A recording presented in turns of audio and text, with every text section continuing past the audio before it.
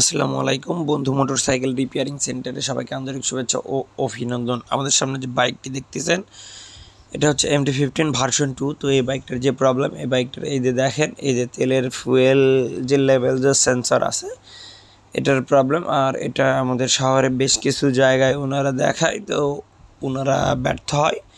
পরে এটা ছোটো ভাইয়ের মাধ্যমে আসে আমাদের এখানে। তো এই যে দেখেন, এটাকে চেষ্টা করে এটা কিন্তু ভেঙে ফেলছে, কিন্তু পায়নি। আর আরেকটা যে বিষয়, এই সেন্সরটা ওনারা খুলছিল, পরে উনি আমাদের বলছে হ্যাঁ এটা আমরা খুলছিলাম, আর ওনারা অনেক জায়গায় চেষ্টা করছিল। তো যাই হোক, এটা যেহেতু আমাদের কাছে হচ্ছে এটার যে সেন্সর সেটগুলো ছিল,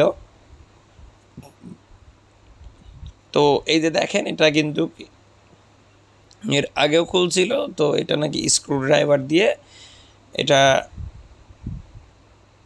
ঘুষে দিছে। তো বিষয়টা হচ্ছে এই জিনিসগুলো কখনোই কেউ ঘুষতে যাবেন না। আর এটা হচ্ছে MT-15 ভার্সন 1-এর।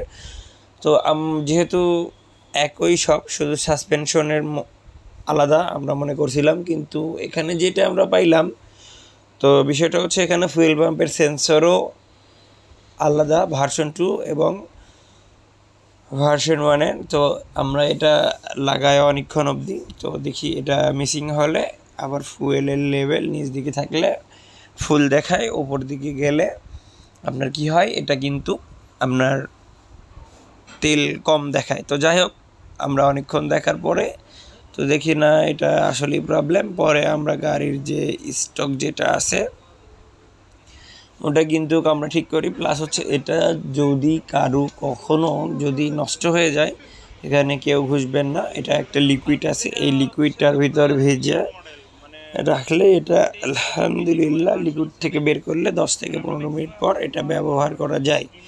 তো যাই হোক, এই যে দেখেন এটা কিভাবে টেস্ট করবেন আপনারা।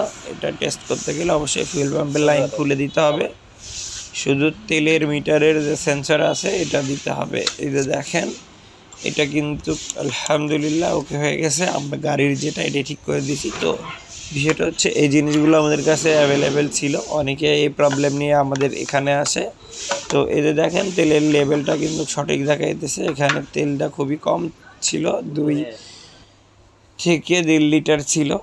তো আলহামদুলিল্লাহ এখন এগুলো কি হচ্ছে ফিটিং করানো হচ্ছে। আর এই গাড়িটা যেহেতু আমাদের এখানে খোলাভাবে নিয়ে আসছিল, আলহামদুলিল্লাহ ওকে। আপনাদের যাদের যে কোনো যদি প্রবলেম থাকে স্ক্রিনে দেওয়া নাম্বারে যোগাযোগ করবেন। আল্লাহ হাফেজ।